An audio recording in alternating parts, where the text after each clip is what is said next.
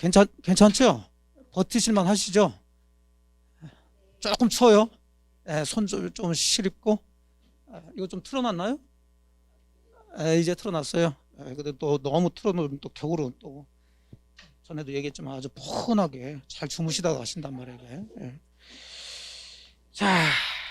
자, 이제 교재를 봅시다. 이제 불공정 법률행위 대략적인 구조를 말씀드렸으니까. 그러니까 백사조도 읽어보니까 굉장히 추상적이죠.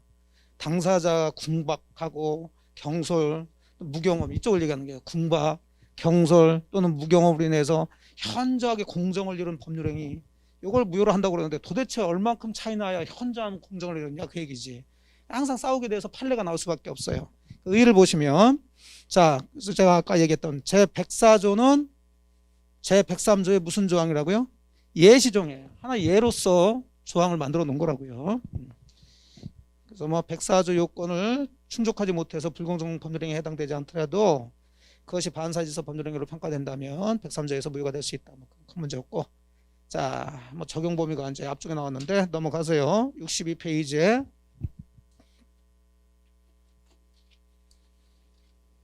자, 62페이지 맨 꼭대기에 제목을 보니까 뭐라고 나와 있나요? 요건, 성립 요건이에요. 그래, 매매계약은 했는데 이쪽에서는 이거 불공정 법률행위를 무효로 하고 등기 마수해달라 또는 소유권 이전 안 해준다 이렇게 하고 있는데 이쪽에서는 뭐 좀 불공정이냐, 정상적인 매매로 유효지, 빨리 이전 등기 해주죠 또는 이 등기 마수 못 해줘, 이런 다투기 있다는 거죠. 그러면 이 매매계약이 불공정 법률행위에 성립되는지 안 됐는지 이게 문제가 된다는 얘기죠. 그래서 요건을 이제 가지고 판사들이 검토를 하는 거예요. 이제 하나씩. 그럼 검토는 기본적으로 법조문에 나와 있는 거 가지고 검토를 해줘야 됩니다. 그러면 좀 전에 법조문을 보니까 뭐 피해자 얘기는 없지만 일방 당사자의 뭐나 궁박 또는 경솔 또 뭐 무경험을 이용했다고 그랬으니까 이쪽은 불공정 법률가 되려면 매매계약 할 때 이 사람이 궁박이나 경솔 무경험이라는 게 있어야 되겠죠. 이걸 가지고 이제 설명을 하는 거고. 그 다음에 이제 얘 얘기가 나오는데 얘는 조금 이따 말씀드리겠지만은 얘는 자, 이쪽이 궁박한 거나 경솔하거나 무경험, 경험이 부족하다는 것을 모르고 그냥 싸게 산 것은 그건 불공정 법률행위가 아니라고 보는 거예요. 너는 그걸 뻔히 알면서도 자, 이걸 이용해서 자기가 폭리를 취하는 의사가 또 있어야 돼요. 그러니까 이중매매가 반사회적 행위가 되려면 그냥 알면서 사기만 해서는 그게 반사회적 행위로 무효가 되지는 않은 것처럼 뭘 해야 된다고요? 적극가담. 이 사람도 이쪽이 이렇게 궁박하거나 경솔 무검이라는 걸 알기만 해서 안 되고 알면서 이용해야 돼요.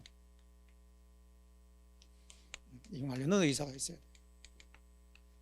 문제는 이제 거래인데 이쪽이 궁박이나 경솔 무경험이 있고 이 사람이 알면서 이용해서 자기가 폭리할 의사가 있다 하더라도 한 8억 정도를 아까 얘기한 것처럼 한 6억 정도에 산 것이 그렇게 현저한 공정을 잃은 행위가 되지는 않겠죠. 그 어느 정도 차이가 나야 되냐 이제 이게 문제가 되는 거예요 사실은. 어쨌든 간에 거래는 주는 거와 받는 것 사이에 현저한 뭐가 있어야 된다? 불균형이 있어야 돼요. 불균형. 공정치가 않다는 거죠. 그러니까 이 매매계약이 불공정 법률행위가 되기 위한 성립 요건으로는 크게 보면 몇 가지냐면 세 가지가 있어야 돼요. 피해자 측이 요것들이 있어야 되고 상대방 폭리자 측이 알면서 이용해야 되고 거래가 주는 거하고 받는 거 급부와 반대급부와 현저한 불균형이 있어야 되고. 자, 이렇게 크게 잡아놓고 이걸 하나씩 이제 따지는 거예요. 저희 교재는 여기부터 따졌죠. 괄호 1번에 객관적 요건 그런데 그런 거 신경 쓰지 마세요. 책은 그렇게 쓰면 어지러워.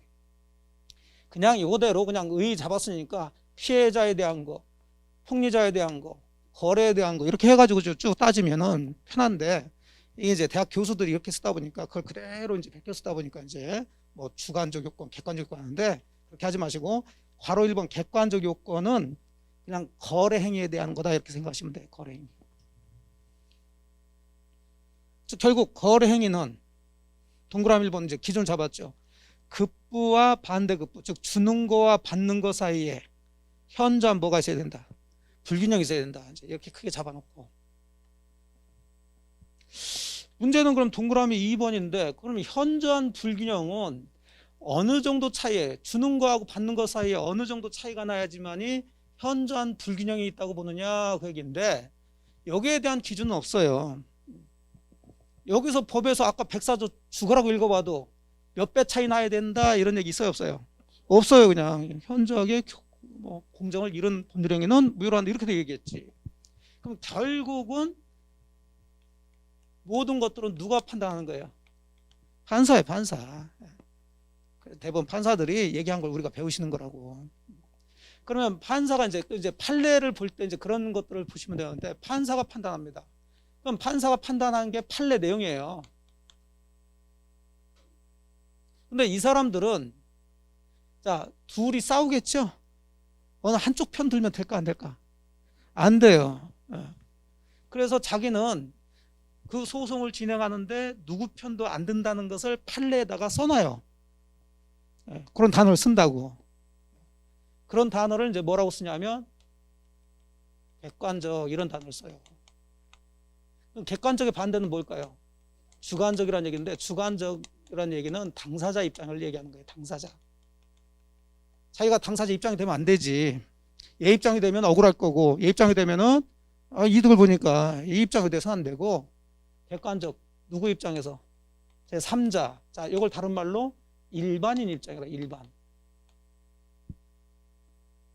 일반인 이런 용어들을 많이 써요. 무슨 얘기 이해되셨나요? 그러면서 항상 요 앞에다 이제 뭐라고 쓰냐면 구체적 상황에 따라 이렇게 얘기돼요. 그러니까 딱 한마디로 얘기할 수가 없단 말이에요. 응? 이렇게 해서 8억짜리를 2억에 산 것이 현저한 불경이 있을 수도 있지만 구체적 상황에 따라서 8억짜리를 한 5, 6억에 샀어도 현저한 불경이 있을 수도 있다는 거지. 무슨 얘기 되시죠? 그러니까 결국은 뭐냐면 소송에 따라서 판사가 내 마음대로 판단하겠다 그 얘기야. 이런 얘기를 붙여서 하지만 구체적 상황에서 판단하는데 내가 누구 입장 서가지고 하는 게 아니라 일반 입장에서 제3자 입장에서 객관적으로 판단하니까 딴소리 하지 마시오. 이런 얘기 나온다고. 그러니까 판사들이 얘기가 이제 이런 얘기들 많이 써요. 이런 얘기를 구체적 상황에서 이런 얘기를. 그럼 이것도 이제 현저한 불균형이 있어야 된다는 얘기인데 어느 정도 차이 나야 현저한 불균형이 있느냐? 자, 그러면 판사 입장에서는 내가 뭐라고 얘기할 수는 없지만 뭐에 따라서 구체적 상황에 따라서 일반 입장에서 객관적 가치에 따라서 거래상의 객관적 가치에 따라서 판단하겠다. 이런 얘기를 쓴단 말이에요. 좀 어려운 얘기를 쓰는 거예요. 당사자 입장에서 주관적 가치에 따라서 판단한다. 그런 얘기 나오면 된다 안 된다? 안 돼요. 이런 단어들이 어려운 얘기일 수가 있는데 그냥 판사들이 하는 얘기를 조금 이해하시게 되면 좀 쉬워져요. 그러니까 이런 것들도 올해 제가 이제 강의할 때도 그랬는데 이제 잘 들으신 분들은 약관에 의한 법률행위, 약관에 의한 계약, 약관에 대해서 이제 문제가 나왔어요. 제가 이제 첫 주 올해 시험 나온 것들 쭉 했는데 올해 이제 어려운 것 중에 하나가 잘 나오지 않은 부분에서 몇 문제가 나왔단 말이에요. 그럼 이 약관 같은 것들은 18회 때인가 한 번 나오고 한 번도 안 나오다가 지금 나왔어요. 근데 18회 때 나오고 지금 나왔다고 또 약관만 공부하느냐? 그건 정말 조금 약간 좀 작전을 잘못 짜신 거지. 그러니까 뭐 한 10년 만에 한 번씩 나오는 그런 것들인데 가볍게 얘기해요. 근데 어쨌든 제가 뭐 이걸 집중적으로 뭐 강의하고 그러진 않았어. 근데 문제 나왔어. 그러면 어쨌든 5개 중에 답은 하나 있다는 거죠. 찍어야 될 거 아니에요. 그 뭔 얘기인지 잘 몰라. 왜? 제가 얘기했다 하더라도 한두 번 얘기했어요. 수업 시간 해가지고 약관이 뭐다 뭐 해가지고 뭐 얘기했는데 기억 안 난다니까. 공부하신 분들 입장에서는 그 많은 것들을 배우시기 때문에 이제 마지막에 강조한 것만 기억나고 이렇게 하는 거지. 그래도 어쨌든 간에 이 중에서 하나 찍어야 돼요. 근데 그 중에 하나가 뭐였냐면 보통 거래 약관의 해석은 구체적 객관적으로 해석해야 된다. 주관적으로 해석해야 된다. 틀린 거 골라라 해가지고 이런 질문이 있었다고요. 이거 맞겠어요? 틀리겠어요? 그래요. 이런 얘기 나오면 안 된다니까. 여기에 뭐가 들어가야 돼요? 객관적이 들어가야 돼. 이게 무슨 얘기 이해되셨나요? 예. 그러니까 이제 판사들이 쓴 용어들만 잘 알아도 이런 것은 어차피 틀릴 거야. 이 문제 하나 찍어야 돼. 찍으려면 주관적 그러면 좀 문제가 있는데 이거 하나 찍고 그냥 어차피 틀렸다 생각하고 들어오면 나오면 되는 거지. 자, 그게 이제 동그라미 2번 얘기예요. 급부와 반대급부 사이의 현저한 불균형은 단순히 시가와의 차액이나 또는 시가와 배율로 판단할 수 있는 건 아니고 구체적이고 개별적 사안에 있어서 자, 누구의 통념에 따라 일반 사회 통념에 따라 결정한다. 또한 그 판단은 당사자의 주관적 가치가 아닌 거래상의 뭐에 의해서 객관적 가치에 의해서 판단해줘야 된다. 이걸 짧게 얘기하면 제3자 입장인 판사가 판단할 테니까 걱정하지 마시오. 그 얘기란 말이에요. 이해되셨죠? 예. 그래서 이제 이 부분에서는 그 부분을 현저한 불균형에서는 동그라미 2번을 이제 포인트를 보시고, 그 다음 괄호 3번에 주관적 요건 그러는데 그렇게 들어가지 마시라고 그랬어요. 피해자에 대한 사항을 얘기하는 피해자. 자, 동그라미 1번 이제 잡아놨죠. 피해자에게는 뭐가 있어야 된다. 궁박, 경솔, 무혐의 있어야 된다 그랬죠. 그러면서 이제 요건 뭐고 요건 뭐고 요건 뭔지 이제 하나씩 검토하는 거예요. 그래서 이제 법은 이렇게 좀 꼼꼼하게 이렇게 하나씩 따져주는데 제가 기본적인 구조는 잡았어요. 자, 이 백사조 같은 경우는 얘를 피해자를 보호하려고 그러는 거죠. 피해자가 보호되려면 이 매매 계약이 뭐가 쉽게 돼야 돼? 불공정 판결이. 그럼 쉽게 되려면 이 성립요건을 엄격하게 따진다, 완화시켜서 따진다. 그럼 궁박도 꼭 경제적인 궁박, 궁박이란 급한 상황이란 얘기예요. 꼭 경제적 궁박만 불공정 판결이 되는 거지 다른 궁박은 안 된다 그러면 엄격하게 따지는 거죠. 자, 그렇다면 경제적 궁박만 해당될까요? 심적, 정신적 궁박도 여기 해당될까요? 다 해당된다 이렇게 들어가줘야지. 넓게. 이해됐죠? 예. 그게 이제 동그라미 2번 얘기지. 궁박은 급박한 곤궁을 의미한다는 얘기인데 급한 상황이란 얘기지. 그런 건 안 나오고 궁박의 원인은 묻지 않는다고요. 딱 뭐라고 정해놓지 않는다고. 즉 반드시 경제적 원인에 한정되지 않고 정신적, 심적 원인에 의한 궁박도 포함된다라고 얘기할게요. 완화를 시켜줘요. 그 다음 경솔이라는 것은 성격이 경솔하다는 얘기니까 이런 거 시험 문제 안 나와. 그냥 읽어보시면 돼. 무경험은 경험 부족이라는 얘기예요. 그것도 나중에 말씀드리는데 이 구조하고 돌아가면 돼요. 이것도 나중에 이제 말씀드리겠고. 자, 그러면 피해자는 궁박, 경솔, 무경험 있어야 된다고 그랬는데 그러면 이 세 가지가 다 있어야 되겠어요? 이 중에 하나만 있어도 되겠어요? 하나만 있어도 되겠지. 완화시켜준다고. 쉽게 성립을 시켜줘야 돼요. 그러니까 다 있어야 된다 그러면 틀린 얘기가 되는 거죠. 자, 5번이 그런 얘기죠. 궁박, 경솔, 무경험은 모두 구비되어야 하는 요건이 아니라 그중 하나만 있어도 된다고요. 자, 이해되셨죠? 예. 그러니까 백사조를 만든 이유와 그 다음에 판사들이 어떤 식으로 판결 내린 것을 우리가 배우는 거니까 그 취지하고 그런 내용들을 이해하시게 되면 막 외우지 않더라도 어느 정도 이해가 되는 거예요. 여기는 그런 식으로 정리하시고, 그럼 세 개의 큰 요건 중에 이제 두 개를 검토했고 이쪽인데 이쪽은 뭐 검토할 거 없어요. 그냥 폭리자가 알면서 뭐 해야 돼? 이용해야 돼. 이용할 의사가 있어야 돼요. 바로 3번이 그 얘기죠. 상대방에 대한 요건에서 편승 의사, 이용 의사가 있어야 된다. 폭리자가 피해자의 사정을 알면서 이용하려는 의사, 이걸 다른 말로 폭리악의가 있어야 된다 그 얘기죠. 큰 문제는 없네요. 자, 이렇게 해서 이제 요건을 가지고 쭉 들어왔어요. 물론 이제 뭐 제가 설명드리지 않은 것도 있고, 왜냐하면 나중에 뭐 대리 같은 걸 봐야지 이해가 되는 것도 있고 해서 그냥 기본적으로 보시는 어떤 방법이라든지 그런 것들을 말씀드린 거예요. 자, 그러면 요건을 따졌으니까 그럼 요건이 법이나 판례에서 정해놓은 요건에 다 갖춰졌다면 이 매매계약은 불공정 법률이가 된다는 얘기죠. 그럼 항상 결과로 들어가야 되지. 그럼 결과는 뭘로 얘기할까요? 결과, 효과 이렇게 되는 거예요. 이제 요건, 효과. 그럼 효과는 이미 나왔어요. 뭐 무효 이렇게 되는 거죠. 자, 넘어가시면 64페이지. 그렇게 책이 그렇게 써져 있다니까. 그래서 가장 큰 틀은 법률 요건, 법률 효과라는 것이고 이제 안으로 들어가면 법률자를 빼버리고 요건과 효과 이런 식으로 쭉 들어간단 말이에요. 뭐 다는 아니라 하더라도. 그래서 64페이지 효과 나왔잖아요. 자, 괄호 1번 불공정 법률 행위는 효과, 결과가 뭐다? 무효. 그래서 무효니까 따라서 아직 이행 전이라면 양 당사자 모두 이행할 필요가 없죠. 근데 이미 이행한 후가 문제가 되는 건데 이것도 이제 약간 예외적인 것이 돼요. 자, 무효인데 서로 이행을 했다. 얘는 2억을 주고 요 사람은 소유권 이전 등을 해줬다. 그러면 원칙은 요 사람이나 다시 돌려달라 할 수 있어야 된다는 거죠. 예. 그런데 아까 제가 104조는 누굴 보호하기 위한 거다? 피해자 하면서 이 104조는 뭐의 일종이다? 103조의 일종이다. 그럼 103조는 반사회적 행위라는 얘기죠. 결국 반사회적 행위의 예시 규정으로 둔 건데 이 반사회적 행위를 한 것은 양쪽이 다 했다. 한쪽만 했다. 요 놈이 한 거지. 그래서 얘를 보호하기 위해서 104조를 별도로 놨다고 그랬잖아요. 그렇다면 얘한테만 103조가 적용돼줘야 된다는 거예요. 얘한테만.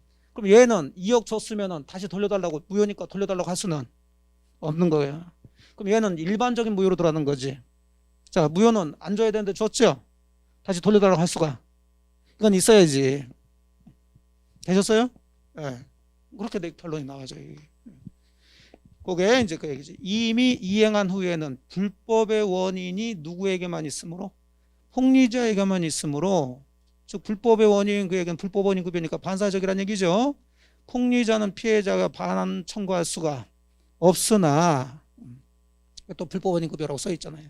하지만 피해자는 반사적 행위 한 사람이 아니죠. 그러니까 보통 무효로 취급해서 피해자는 폭리자에게 반환을 청구할 수 있다. 이렇게 결론을 내줘요. 그래서 이제 이 사람을 보여주는 거예요. 자, 그럼 여기까지는 이제 양 당사자 사이의 어떤 구조를 보셨어요. 그래서 아주 독특하죠. 자, 그러면 아까 제가 정리해드렸던 무효 취소를 가지고 이제 결과는 정리하시면 돼. 앞으로 계속 아무 얘기 없이 무효다 그러면 서로 이행할 필요 없는 거죠. 근데 서로 이행을 했으면 서로 다시 돌려달라고 할 수가 있어야 되는 거예요. 일반적인 무효는. 근데 이게 반사적 행위라면 양쪽 다 이행을 한 경우에는 돌려달라고 할 수가 없어야 되는 거예요. 근데 104조 같은 경우는 양쪽 다 반사적 행위를 한 게 아니라 한쪽만 반사적 행위인 거죠. 얘는 그거 적용해서 얘는 줬으면 돌려달라고 할 수가 없는 거고, 이쪽은 일반적인 무효를 가지고 적용하면 되니까 이 사람은 줬으면 다시 돌려달라고 할 수가 있는 거고. 그래서 이 사람 보호해주겠다는 거예요. 그게 104조의 취지라고요. 국가에서 104조 조문을 만든 이유라고. 이해되셨어요? 네. 이건 지들끼리 문제, 이제 계약한 당사자끼리. 문제는 이제 이렇게 들어가요, 이제. 그러면 이 양반이 어차피 돈이 필요하고 하니까 팔았으니 2억 받고 이렇게 이전 등을 해줬어. 그러면 당사자끼리 해서야 어차피 나중에 요 양반이든 뭐 누가 무효 주장하면서 이등을 말소해달라 할 수 있는데 얘가 그대로 가지고 있겠냐고. 8억짜리를 이렇게 2억에 샀는데 낼름 병한테 직거라고 하면서 다시 8억에 되팔 수가 있겠죠. 자, 그럼 당연히 이 사람은 살 때 등기부 떼보겠어요, 안 떼보겠어요? 누가 소유자로 돼 있어? 그럼 당연히 병은 을이 소유자인 줄 알지. 이 등기가 잘못된 등기라는 걸 알 수가 없겠죠. 즉 앞선 을이 매매 계약이 무효란 걸 알 수가 없단 말이에요. 그래서 정상적으로 매매 계약하고 8억을 주고 이렇게 이전 등기가 들어왔을 때 이제 여기까지 들어왔으면 이제 문제가 되는 거지. 그럼 이 사람은 불공정 법률행위를 한 당사자는 아니죠. 하지만 이 불공정 법률행위를 토대로 해가지고 새로 거래를 맺은 사람이죠. 이걸 이제 법에서 새로운 법률상 이해관계를 맺은 자 해서 이런 애들을 전부 다 이제 뭘 한다? 제3자라고 그런단 말이에요. 이제. 그러면 이제 여기서 이제 부딪혀요. 이 사람을 보호하려면 얘한테도 가가지고 무효 주장하면서 찾아갈 수 있어야 되겠죠. 그럼 그렇게 된다면 이 사람은 아예 말은 하루에 날벼락 아니야 지금. 아니 자기는 등기부 국가에서 한 등기부 보고서 얘가 소유자인 줄 알고 정상적으로 이건 뭐 불균형도 아니고 8억짜리 8억에 사서 대금 다 주고서 이전 등기를 했는데 아니 갑자기 저 그 전 소유자가 나타나가지고는 요 매매가 무효니까 당신 그 등기 무효니까 빨리 말소해서 내놓으라면 이게 문제가 된다는 거지. 그리고 아까 얘기한 것처럼 결국은 이건 거래가 문제가 된다는 거죠. 이해되시죠? 예, 그래서 결국 국가에서는 고민이 이제 되는 거예요. 이쪽을 보호하면 얘가 피해되는 거고 이쪽이 보호돼서 등기 말소 안 해도 된다, 네가 가져도 된다 그러면 이쪽이 이제 또 피해 보는 거고. 항상 이렇게 부딪힘이 있어요. 어쩔 수 없어요 이제 그거는. 그러면 이제 어느 쪽을 포기할 수밖에 없다는 거죠. 자, 요 구조는 지금 104조 불공정 법률행위고 그 얘기는 결국 무슨 질서 위반인? 반사의 질서. 자, 제가 아까 얘기했죠. 이건 국가에서 잡아놓은 테두리 안에 있는 거예요. 그럼 테두리를 벗어난 거죠. 자, 테두리를 벗어난 거니까 결국은 이 사람을 보여줄 수밖에 없다는 거예요. 이게 무효인데 얘한테는 유효가 돼서 이 사람 소유권 취득한다 해버리면 이런 거 만들 이유가 없다는 얘기지. 의미 이해되셨죠? 예. 그래서 요 사람이 나 몰랐다. 자, 몰랐다는 것을 우리가 뭐라 그래요? 선이라 하더라도 요 양반은 나중에 얘한테 가서 너 몰랐니? 미안하다. 그래도 내가 을한테 판 매매는 불공정 법률행위로 이미 판단이 돼서 무효가 됐으니 자, 이 무효를 가지고 너한테도 뭐 할 수 있다. 대항할 수 있어. 주장할 수 있어. 그러니까 네가 버티더라도 소송하면 내가 이겨. 그래서 요등기 말소시켜서 다시 찾아올 수 있단 말이에요. 이해되셨죠? 예, 요런 무효를 이제 앞에다가 이제 붙이는 거죠. 무슨 무효? 절대적 무효라고 그래요. 절대적 무효. 자, 괄호 2번이 그 얘기입니다. 불공정한 법률행위는 무슨 무효이므로? 절대적 무효이므로 선의의 제3자도 보호돼요? 보호되지 않아요? 보호되지 않는다. 보호되지 않는다는 얘기는 선의의 제3자에게도 자, 무효로 뭐 할 수 있다? 대항할 수 있다. 자, 몰랐던 뭐 했던 이들은 소유권 취득 못해. 그럼 이제 거래가 엉망이 되겠지. 어쩔 수 없단 말이에요, 이것은. 이쪽을 포기하고 이쪽을 이제 부할 그런 구조죠. 자, 그러면 이제 절대적 무효가 무슨 얘기인지 이해가 되셨죠? 그러면 다시 보세요. 목적의 사회적 타당성에서 반사회적 법률행위 무효인데 여기 뭐라고 그랬어요? 그러면 당연히 사회질서를 위반한 법률행위를 선이라고 해서 그 사람한테는 유효로 볼 수는 없지. 그래서 무효를 가지고 선이 제3자에게 대항할 수 있다 해줘야 되겠지. 됐나요? 아니 근데 이거 하나하나씩 보지 마세요. 하나씩 보지 마시고 자, 이런 구조는 어떻게 들어가셔야 되냐면 그 프린트를 보신다고 그러면은 이 부분을 보시면 돼.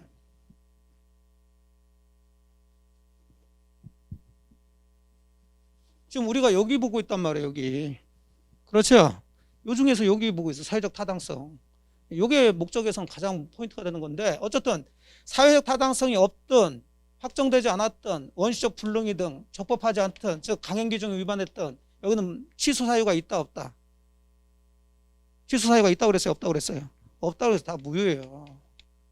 무효면서 이 무효는 다 여기는 무슨 무효? 다 절대적 무효예요. 이쪽은 국가에서 이렇게 테두리를 잡아놓은 부분이라고요. 우리나라 자유민주주의 맞아. 그래서 자유롭게 하는 게 기본인데 그냥 모든 것을 다 자유롭게 하게 되면은 이런 사람들이 막 이런 거 다 이용해가지고 막 한단 말이에요. 힘 있는 사람들이 힘 없는 사람들 막 이용해가지고 자기들이 이득을 취해. 그러면 사회질서가 유지가 안 되겠죠. 예, 그래서 잡아놓은 게 이거예요. 강행법규를 만들어 놓고 그것도 일일이 만들 수 없으니까 사회질서 위반이라는 것을 만들어 놓고 해서 이거 위반하면 무효가 되겠다.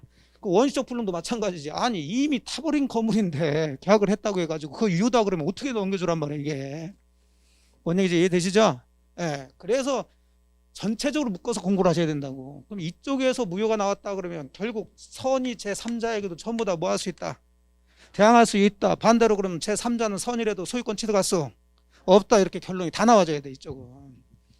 근데 그렇지 잡지 않고 여기서 그렇고 보이고 여기서 보이고 여기서 보이고 여기서 하나씩 하다 보면 이제 이쪽에서 가서 또 무효가 나왔을 때 헷갈려 버린다고 얘기해. 무슨 얘기 이해되셨죠? 예, 이렇게 그래서 큰 틀을 잡으면서 정리해 놓으면 제가 항상 목차 그다음에 틀 구별하는 거 요거 잘 하시면 돼. 자, 그럼 한번 찾아봅시다.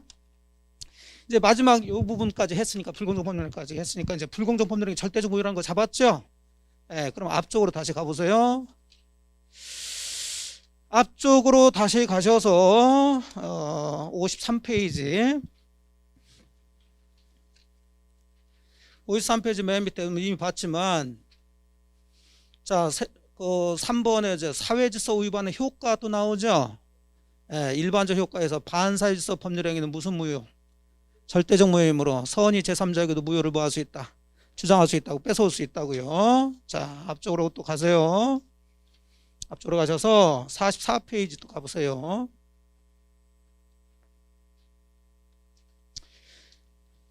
자, 44페이지 목적의 적법이 나오죠.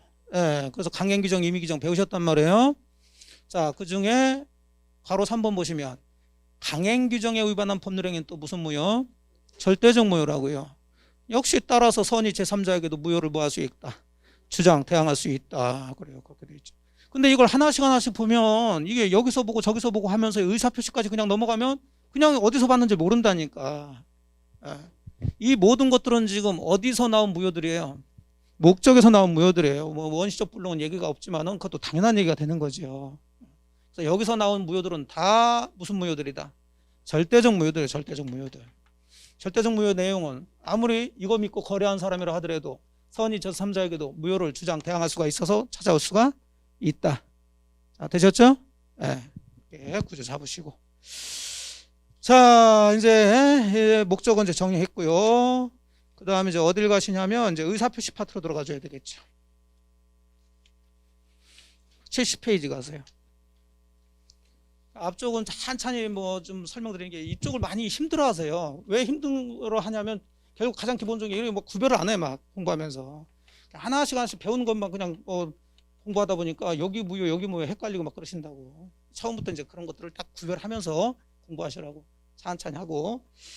자, 이제 여기로 내려오는 거예요. 자, 의사표시 파트로. 자, 그럼 의사표시도 우리는 지금 정상적인 거, 비정상적인 거. 그럼 비정상적인 것은 크게 몇 가지로 나눌까요? 두 가지로 나누겠지. 일치의 반대 뭐? 불일치. 하자가 없는 거에 반대. 하자가 있는 거. 이렇게 된다고요. 자, 그래서 의사표시에 밑에 서설 밑에 보니까 02번. 정상적, 비정상적. 비정상적 의사표시 이렇게 돼 있잖아요. 돼 있죠? 예. 네. 자, 미리 보기 해가지고 비정상적 의사표시를 나누는데 앞에 보니까 의사와 표시에 뭐 불일치. 그걸 뭐 흥결을 하는데 흥결까지 못 걸 불일치. 그 다음 밑에 하자 있는 의사표시 이렇게 크게 나누고 자, 거기서 끝나는 게 아니라 의사와 표시의 불일치가 즉 자기 생각하고 쉽게 얘기해서 말하는 게 좀 안 맞단 말이에요 지금. 그게 둘로 나눠지는데 의식적 흠결하고 무의식적 흠결로 나누죠. 자, 의식적 흠결은 의식적으로 불일치한다는 것은 의사표시 한 사람이 지금 자기 생각하고 자기가 말하는 거 표시하는 게 좀 불일치하다는 것을 알면서 모르면서 알면서 하는 거예요. 알면서. 근데 무의식적 흠결을 불일치라고 그러는데 무의식적 불일치. 자, 무의식이니까 이 불일치하다는 것을 알아요, 몰라요? 모르면서 하는 거예요, 모르면서. 자, 그러면 비정상적인 의사표시를 푸는데 크게는 불일치한 파트하고 하자가 있는 것으로 나누는데 그 불일치한 것도 크게 두 가지로 나눠지죠. 무슨 불일치와 무슨 불일치? 의식적 불일치와 무의식적 불일치. 알면서 하는 거하고 모르는 것으로 하고 모르면서. 됐죠? 자, 근데 여기서 끝나는 게 아니라 또 나눠져. 의식적 흠결, 즉 의식적 불일치가 또 둘로 나눠지죠. 뭐가 있나요? 비진입 표시, 그 다음에 통정의 표시. 둘로 나눠져요. 자, 무의식적 흠결, 무의식적 불일치는 하나만 있어요. 뭐? 사고예로 인한 의사표시. 그러면서 이제 2번 내려갑니다. 2번은 불일치의 하자예요. 하자, 이건 불일치고. 자, 하자 있는 의사표시는 두 가지 나와 있죠. 뭐하고 뭐? 사기하고 강박이죠. 결국 끝으로 가면은 비정상적 의사표시는 자, 비진입 표시, 통정의 표시, 사고, 사기 강박을 배우시는 거예요. 근데 가서 이것만 쫙쫙쫙쫙쫙 하지 마시고 항상 이 구조를 생각하시면서 들어가시라고. 무슨 얘기 이해되셨나요? 네. 사기 강박은 자, 정상적인 의사표시다, 비정상적인 의사표시다. 비정상적이죠. 누군가한테 사기당해가지고 협박을 받아가지고 계약을 했단 말이에요. 그 의사와 표시가 일치하는 거예요, 불일치하는 거예요? 에? 일치, 불일치? 에? 일치하는 거지. 이쪽으로 불일치하면 이거 나눠놓고 또 이쪽으로 가면 안 되지. 아, 여기 있잖아요. 불일치는 어디 있어? 위에 있네. 근데 왜 이게 일치해요, 불일치해요? 그러니까 불일치 그렇게 하고 있어. 그러면 이 나누는 의미가 없단 말이에요, 이게.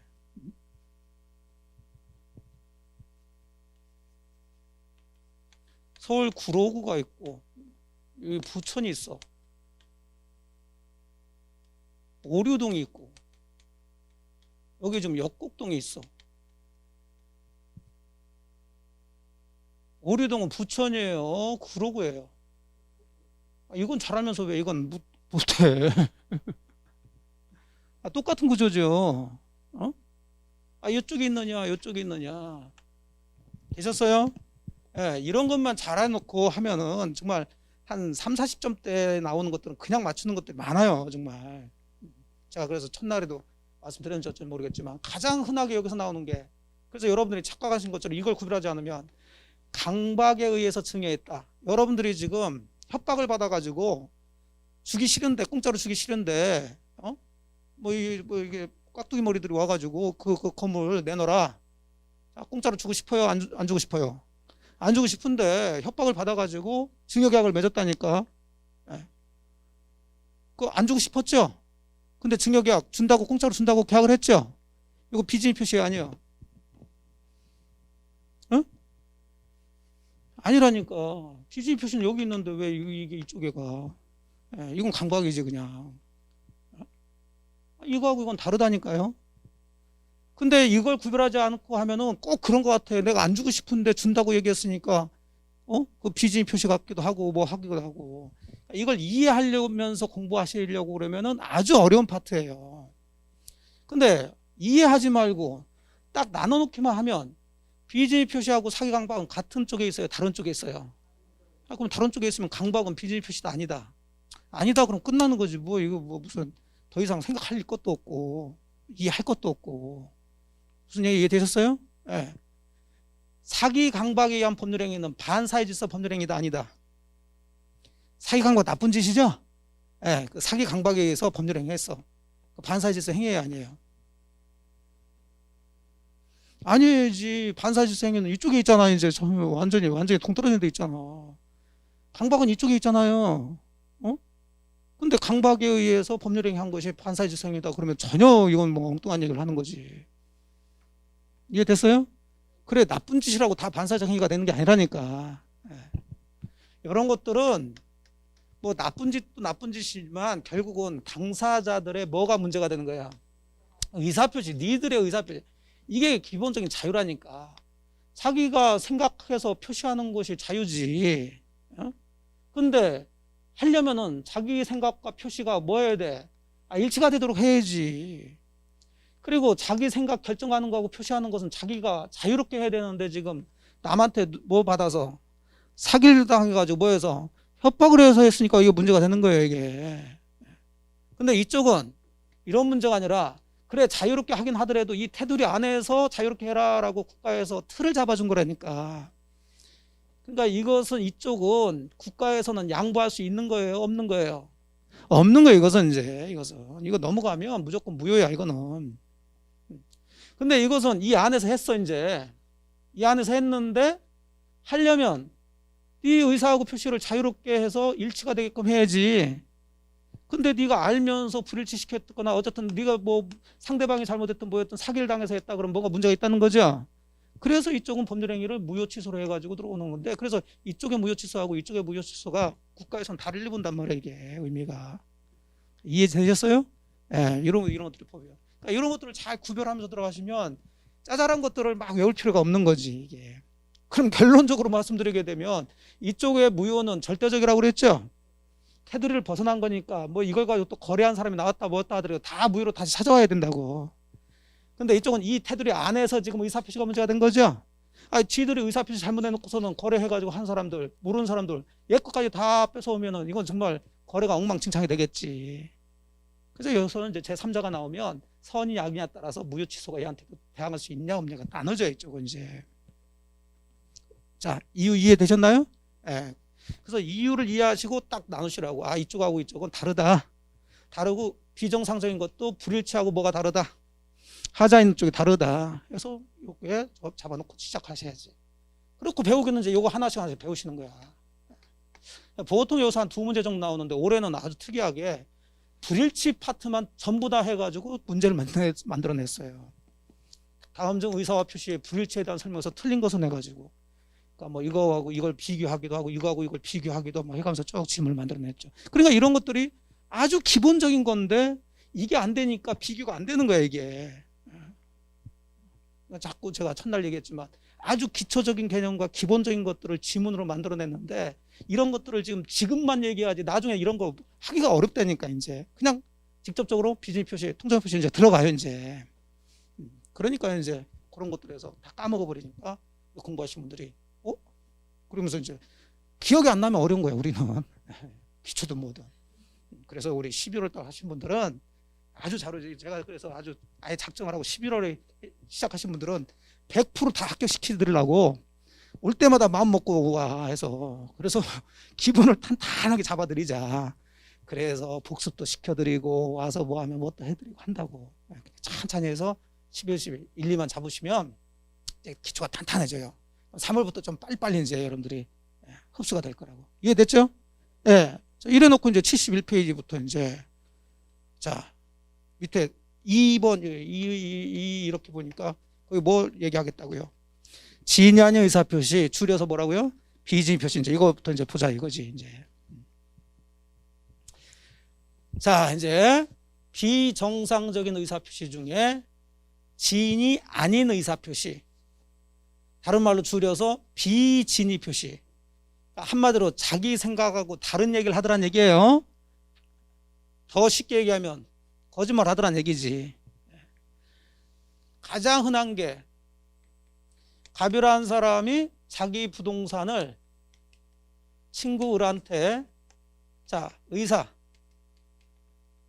공짜로 줄 의사가 있어 없어? 아니야 없어.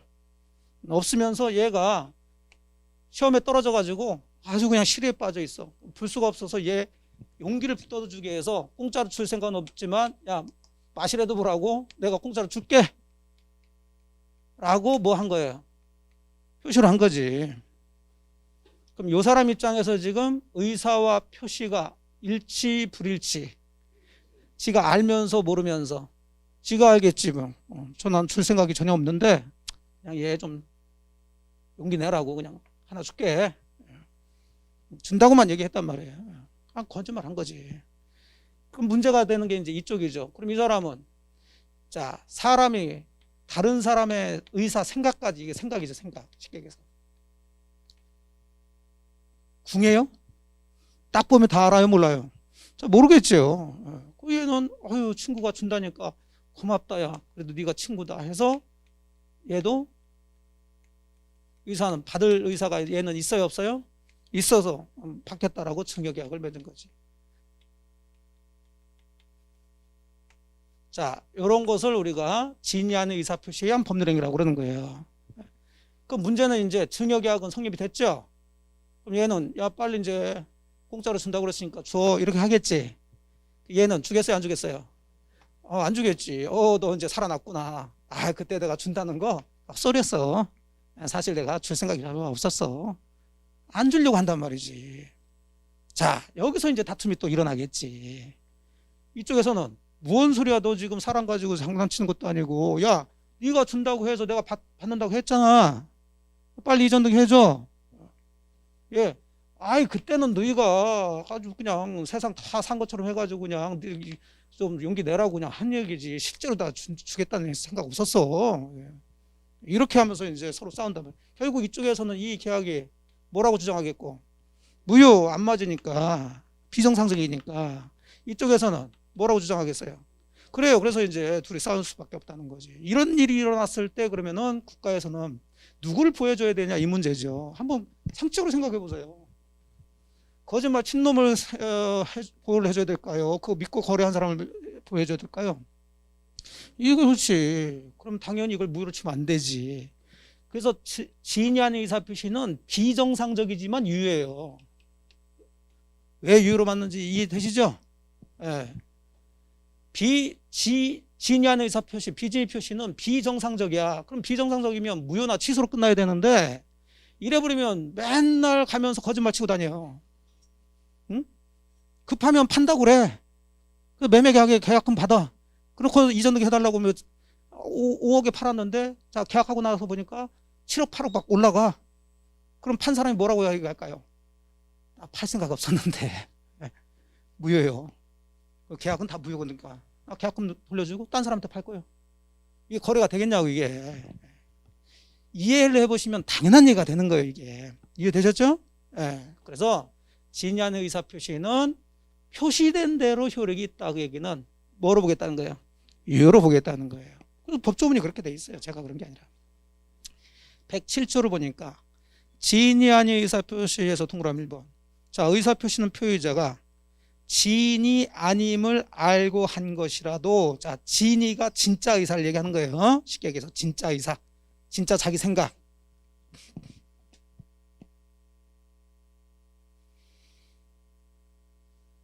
자, 진위 아님을 알고 한 것이라도, 자, 결론이 효력이 있다. 네가 네 생각하고 다른 얘기를 한 것이라는 것을 네가 알면서 했다 하더라도 효력이 있더라는 거예요. 너 부호할 필요가 없다는 거지. 근데 문제가 생겨 이제. 그러나 해서 자, 상대방이 표의자의 진위 아님을 뭐 했어요? 알았거나 이를 알 수 있었을 경우에는 또 뭘로 보겠다? 무효로 보겠다. 그래서 진위 아닌 의사표시의 가장 기초적인 쟁점이 되는 게 이 부분이에요. 시험 문제 주로 나오는 게. 자, 똑같은 진위 아닌 의사표시인데, 똑같은 법률행위인데, 비정상선 법률행위인데 결과 효과는 두 가지로 나눠진단 말이에요. 유효일 때와 또 뭐일 때? 무효일 때. 그래요. 이중매매하고 비슷한 얘기가 되는 거죠. 그럼 당연히 여기서도 어느 때 유효고 어느 때 무효인지를 구별하면서 들어가셔야 되겠지. 그럼 아무 얘기 없으면 유효가 되죠?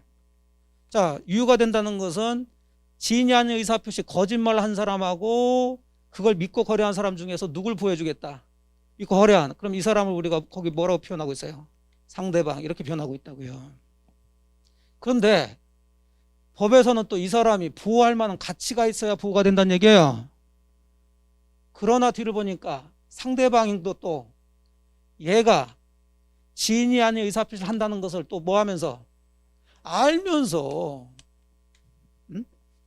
상대방 보니까 하도 친한 친구다 보니까 공짜로 준다고 하는데 이게 공짜로 준다고 얘기한 게 지금 거짓말 한다는 걸 뻔히 알면서 또는 알 수 뭐 했어요? 있었을 경우 요거 가지고 이제 많이 이제 하는데 그건 뒤에서 다시 설명하는데 그럼 어쨌든 간에 상대방은 지금 뻔히 알거나 모르긴 몰랐지만 주의를 기울였으면 알았을 텐데 그 얘기죠. 잘못이 있다는 거예요. 자, 이렇다면 이제 이런 사람들도 굳이 보호할 필요는 없다라고 보는 거죠. 그럼 다시 정상으로 해서 불일치니까 그 계약은 뭘로 보자? 무효로 보자 이렇게 되는 거죠. 자, 요 얘기는 조금 이따 이제 말씀드릴 거고, 아, 진위 아닌 의사표시는 무조건 유효다 무효다 이렇게 결론 지면 안 되겠구나. 자, 아무 얘기 없으면 뭐지만 유효지만 상대방이 알았거나 알 수 있었을 얘기 이런 얘기가 나오면 무효예요. 이건 취소가 아니에요. 또 이것도 27회 때 마지막으로 나왔었는데 이거 취소할 수 있다고 해서 틀린 얘기로 나왔어요. 그럼 무효 취소가 어디에서 나오는지를 잘 잡으셔야 돼. 일단은. 그런데 거기서 끝나는 게 아니라 자, 동그라미 2항을 보니까 전항의 의사표시의 뭐는 무효는 이제 무효가 될 경우를 얘기하겠죠. 무효는 자, 뒤에 읽어보니까 뭐라고 돼 있어요? 선의의 제3자에게 대항할 수 없다라고 돼 있네. 아까하고 다르네. 아까 이쪽에서 나온 무효는 선의의 제3자에게 대항할 수 있다라고 그랬어. 그걸 절대적 무효라고 그랬죠. 근데 이쪽에서는 유효일 때는 제3자에게 대항한다 못한다 이런 얘기 할 이유가 없는 거죠. 예, 이게 유효라면 만약에 이렇게 등기해줬다 그러면 당연히 유효로서 등기됐으니까 이 등기도 유효겠죠. 그럼 정상으로 얘가 소유자 맞고 그럼 소유자한테 사서 이전 등기 했으니까 얘는 완벽하게 소유권 제도하는 거예요. 그러니까 항상 선이 제3자에게 이런 얘기가 나온다면 그 전에 계약이 무효 아니면 뭐일 때 취소가 됐을 때가 문제가 되는 거예요. 여기는 무효일 때가 있으니까 이제 거기도 이항이 무효는 이렇게 나오죠. 무효는 자, 이런 제3자가 나왔을 때 선이 제3자에게 뭘 못한다고요? 대항하지 못한다. 이것을 상대적 무효라 하는 거예요. 그럼 거꾸로 얘가 뭐라면, 악이라면 이제 다시 대항할 수 있다 이렇게 나오겠지. 상대적이잖아요. 아니 똑같은 무효인데 제3자가 선일 때는 무효로 대항 못하고 악일 때는 무효로 대항해서 찾아올 수가 있고, 얘가 선이 악이냐에 따라 상대적으로 무효가 적용되냐 안 되냐 이것도라는 거죠. 근데 생각해보면 이것도 뻔해요. 결국은 그러면은 얘까지 왔을 때는 다시 구조하면 얘를 보여줄 것이냐 얘를 보여줄 거냐 이 문제죠. 생각해보세요. 얘는 지금 거짓말 치는 애라니까. 예. 근데 지들끼리는 뭐 이렇게 들어왔는데, 자, 얘가 뻔히 알고서도 계약을 했어. 근데 등기 안 해줘도 되는데 무효가 됐으니까 이제 얘가 알았으니까 무효가 되죠. 근데 한번 등기 맛이라도 보라고 등기 해줬다고. 근데 얘가 지가 소유자라면서 병한테 팔아버렸다고요. 얘가 지금 알았어요 몰랐어요? 몰랐지. 그럼 얘는 편안하게 그러면 얘가 소유자인 줄 알고 정상으로 사가지고 이전 등기 받았겠죠. 근데 오늘 갑자기 다시 얘가 나타나가지고 야, 을과 증여계약은 비진입 표시 그냥 거짓말을 한 거야. 내놔. 잃어버리면 이게 거래가 완전 엉망이 되겠지. 또 저런 사람을 또 구할 필요가 없잖아. 얘와의 관계에서는. 이해되셨죠? 네, 그래서 이 무효를 가지고 선이 제3자에게는 대항을 못한다 그 얘기는 너는 찾아갈 수가 없다. 그럼 반대로 얘는 선이라면 소유권 취득한다 이렇게 되는 거지 이제는. 근데 얘가 또 뭘 하면 악이라면 또 이런 애 보호할 필요가 없잖아요. 뻔히 둘이 거짓말로 해서 증여계약 한 걸 뻔히 알면서 또 거래한 사람들. 결국 민법은 누굴 보여주는 거야. 그래서 공평을 어떻게 그걸 잘 이해하면서 들어가시면 돼. 자, 그래서 진의하는 의사표시 기초 개념을 이제 잡으셨어요. 그래서 얼추 뭐 다 이건 설명이 됐으니까, 자, 이제 뭐만 설명해 들어가면 되냐면, 뭐 요건 72페이지 요건은 가볍게 그냥 읽으세요. 제목만 있습니다. 즉 진이 아닌 의사표시가 성립이 되려면 이런 걸 갖춰야 된다는 얘기인데, 당연히 괄호 1번 뭐는 있어야 돼요? 의사표시는 있어야 되겠고, 하지만 그 의사표시가 괄호 2번 의사표시가 뭐가 돼야 되겠고 불일치해야 되겠고, 괄호 3번 표의자가 의사표시 불일치를 뭐 하면서 알고 해야지. 알고 얘는 지가 뻔히 거짓말 한다는 것을.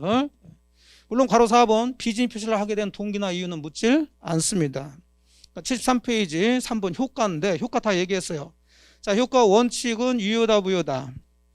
유효. 아무 얘기 없으니 유효. 거짓말하는 애를 보호할 필요가 없다는 거죠. 자, 근데 괄호 2번 예외적으로 무효라고 그랬죠. 우리 교재가 좀 잘못 써져 있어. 그냥 원칙으로 다 써져 있는데 그걸 조금 잘 썼어야 되는데, 자, 기본은 법조문에서 지금 다 설명해 드렸다고. 법조문을 읽어보니까 지인이 아닌 의사표시를 냈으면은 원칙적으로는 표시된 대로 효력이 발생된다 해서 유효라고 그랬고, 그러나 상대방이 그 지인이 아님을 뭐 했거나 알았거나 알 수 있었을 경우에는 뭐다? 무효다. 그 무효를 가지고 선이 제3자에게는 대항할 수가 없다. 제3자 관계는 이제 끝났어요. 이해됐죠? 예. 네. 그러면 당사자끼리 이제 유효인지 무효인지를 따져야 되겠지. 여기서 이제 장난하시는데, 자, 무효가 되려면 그 거래한 상대방이 얘가 거짓말 한다는 것을 뭐 하면서 알면서 하거나,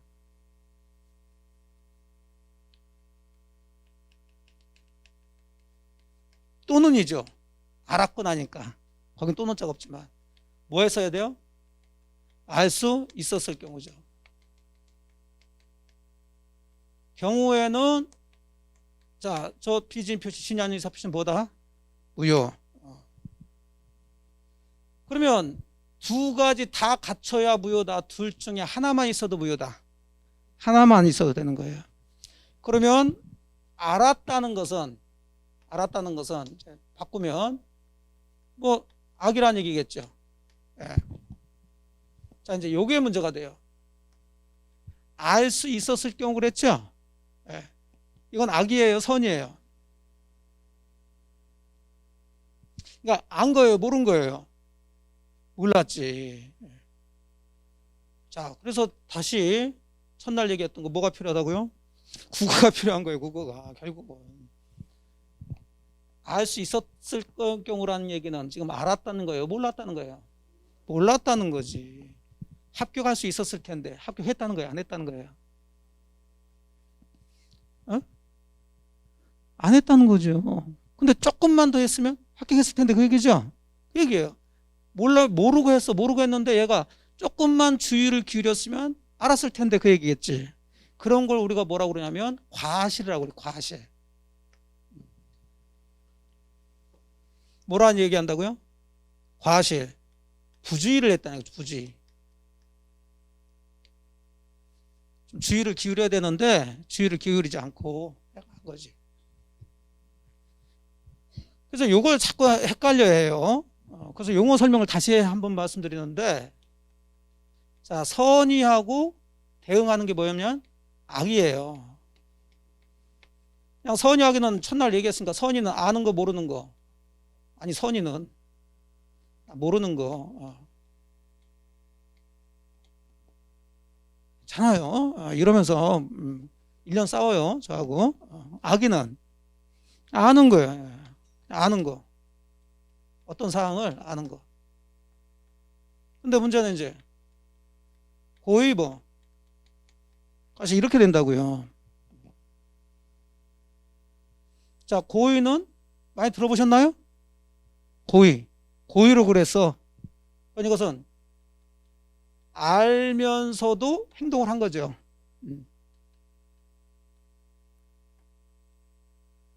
그럼 과실은 알았어, 몰랐어?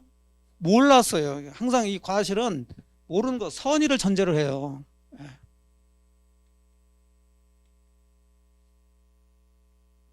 쉽게 말하면 선이지만 뭐하다?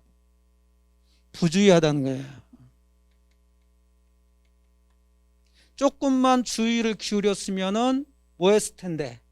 알았을 텐데 주의를 기울이지 않아서 몰랐어 이 얘기예요. 그래서 자, 선의하기하고 고의과실은 다른 개념이에요. 다만 과실은 항상 뭐를 전제로 한다? 선의를 전제로 하는 거예요. 모르는 걸 전제로 한다고. 개념 이해되셨나요? 예. 이게 이제 어디서 필요하냐면, 자, 요건 그냥 단순히 선의, 제3자, 악의 뭐 이렇게 들어가는데, 요거는 주로 또 손해배상 책임 얘기할 때 이제 민법에서 요때 이런 얘기가 많이 나와요.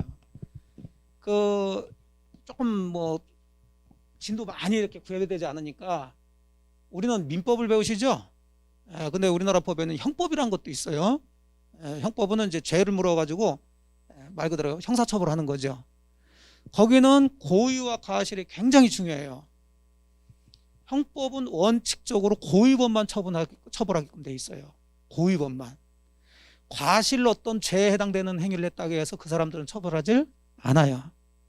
다만 법조문에 과실범도 처벌해야 된다라고 규정이 있을 때만 그 사람들은 처벌을 해요. 근데 우리 민법에서는 이제 처벌하는 게 아니라 뭐 책임? 손해배상 책임을 묻는 얘기가 나와요. 이제 야 돈으로 손해배상해줘 이걸 민사책임이라고 그런다고요. 그럼 손해배상 책임은 주로 이제 채무불이행, 불법행위 이런 얘기가 나오는데 그건 나중에 이제 관련되면 되고, 채무불이행이나 불법행위로 인해 가지고 상대방한테 뭐를 일으켰으면 배상해줄 책임이 있다는 얘기인데, 그 채무불이행이나 불법행위는 자 뭘로? 고의나 과실이야. 그러니까 이것은 동등하게 봐요. 고의로 그랬던 과실로 그랬던 뭔가 상대방한테 손해를 끼쳤으면 배상해줘라. 무슨 얘기 이해되셨나요? 예. 그래서 특히 이제 이 과실을 선의하기하고 헷갈리지 마시라고요. 그럼 다시 이제 개념 설명해 드렸으니까, 자, 그 조문을 이제 해석합시다. 해석 문제 이렇게 조문은 좀 어렵게 써놨으니까 저희 교재가 조금 이게 써줘야 될 때 안 써져가지고 제가 그냥 이거 가지고 설명하는데, 자, 진의 의사 표시는 유연대 상대방이 그 진이 아님을 뭐 했거나 알았거나 알 수 있었을 경우는 무효라고 그렇게 써져 있단 말이에요. 그러면 상대방이 뭐 했거나 알았거나 또는 과실이 있었을 땐 무효라는 얘기죠. 자, 되셨어요? 네, 그러니까 둘 중에 하나면 무효가 된다는 얘기예요. 이런 사람들을 보호할 필요가 없으니까. 자, 그러면 이제 제가 첫날 얘기한 게 이걸로 끝나지 마시고 국어는 어떻게 생각하시라고 했어요? 우리 법에서 국어는 반대로 생각하시라고. 반대. 기억나시나요? 제 얼굴은 기억나나요? 네. 그래서 제가 첫날 나눠드린 거 그거 버리지 마시라니까. 민법 공부하는 방법. 아침마다 이게 읽고 오시라니까, 이게. 국어가 굉장히 필요해요. 우리는 시험 문제를 푸는데 그 훈련이 되져야 돼. 그 국어의 대표적인 게 반대로 생각하시면 반대. 제가 반대로 자꾸 하시라고 그랬잖아. 이렇게 배워가지고 악의 또는 과실이 있을 땐 무효다 이렇게 들어오지만, 자, 이걸 반대로 얘기하게 되면 이제 상대방은 악의 반대가 뭐예요? 과실의 반대는 이걸 무과실이에요. 그냥 과실이 없다는 얘기지. 자, 또는의 반대는 미시 되겠죠.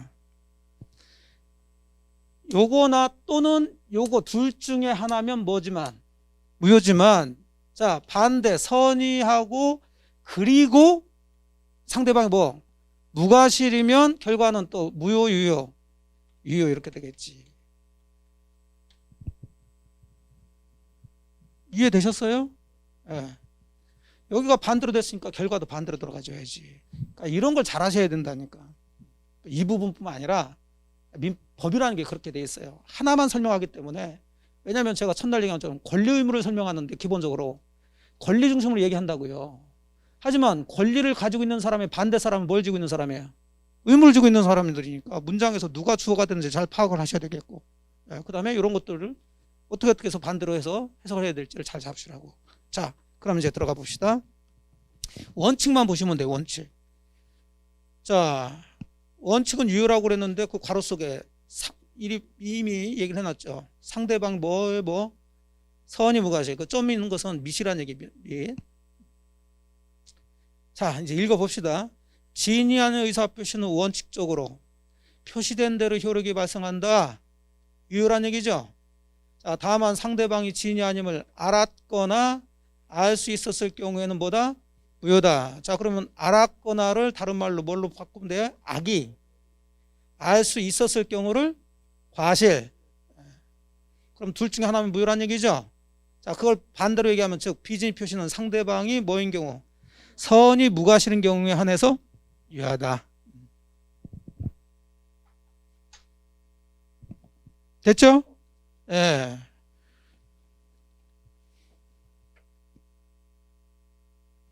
자, 74페이지 다 읽어봤지만 마지막 읽고 좀 쉬었다가 이제 통정의 표시 들어가죠. 맨 밑에 괄호 3번. 제3자의 관계 해가지고, 자, 비진의 표시가 무효가 되는 경우에도 이제는 그 무효를 가지고 선이 제3자에게는 뭘 못한다고요? 대항하지 못한다. 그러시면 돼요. 유효일 때는 제3자 얘기할 필요는 없고. 자, 되셨죠? 예. 거기서도 얘기 나오지만 꼼꼼하게 들어가셔야 돼요. 자, 계약, 이것도 뭐 나중에 특강할 때 얘기하겠지만은 그냥 여러분들이 한번 얼마나 꼼꼼한지 보시면 돼요. 비진 표시했죠? 예. 상대방이 선이기만 하면은 유효다, 무효다? 예? 선이기만 하면 유효예요, 무효예요? 유효라고 하시면 안 되지. 무효잖아. 및 뭐가 있어야 돼? 그럼 두 개가 다 있어야 유효란 얘기잖아요. 상대방이 선이기만 했다고 해서 유효로 보시면 안 돼. 그렇죠? 예. 여기는 알았거나 알 수 있으니까 둘 중에 하나면 무효란 얘기고, 여기는 악이기만 해도 알았기만 해도 무효가 된단 말이에요. 또는 이것 빼고 알 수 있었을 경우만 해도 무효가 돼. 하지만 뭐가 되려면, 유효가 되려면 상대방은 선이기만 해서는 안 되고 뭐까지 써야 돼? 과실도 없어야 돼요. 됐죠? 예. 그런데 만일에 알았거나 알 수 있었으면 뭐라고요? 무효. 그럼 무효라면 얘는 등기해 줄 필요가 없죠. 근데 등기해 줘 가지고 얘가 이렇게 거래해 가지고 경화태까지 갔어. 얘가 누구라고요? 제3자. 이렇게 등기가 됐겠지. 그럼 이쪽은 이제 무효 주장하면서 얘한테도 찾아오려고 대항할 수 있냐 하면 그 문제죠. 자, 요 무효는 제3자에게 선의의 제3자면 대항할 수 있다, 없다? 없다. 그럼 여기는 선이기만 하면 돼요? 무과실까지 있어야 돼요? 여기는 선이기만 하면 돼. 자, 금방 본 건데도 이렇게 헷갈리잖아요. 그러니까 어려운 게 아니라 헷갈리는 거라니까. 그 여러분들이 지금 구별하지 않는 거지. 지금 이걸 가지고 얘기하는 건데 여기 선이 있고 여기 선이 다 들어와 있어. 근데 상대방을 가지고 유무효를 따질 때 이 상대방이 부호가 되려면 선이기만 하면 된다. 선이면서 무과실까지 있어야 된다. 그래야 이제 얘가 부호가 된다니까요. 유효가 돼서 이렇게 넘어받을 수 있다고. 근데 누가 나오면 제3자가 나오면 얘는 뭐기만 하면 선이기만 하면 보호되는 거예요. 얘는 제3자는 기본적으로 과실 무과실 안 따져요. 그러면 누구에 대한 얘기를 하는 건지를 보면서 가서 가셔야지. 야, 봤어 해가지고 여기 붙이고 막 여기 붙이고 이렇게 하시면 안 된다고. 꼼꼼하셔야 돼요. 성격 좀 바뀌셔야 돼. 이게 무슨 얘기 이해되셨죠? 예, 나중에 다 이제 특강이 되는 걸 때도 다시 펼쳐드리겠지만, 그러니까 금방 읽고서 제가 얘기해도 여러분들이 좀 막 좀 헷갈리고 틀리고 하시잖아. 그런 거예요. 예. 그런 것만 잘 구별하시고 그렇게 나누면 그러면은 내용은 크게 문제는 안 돼요.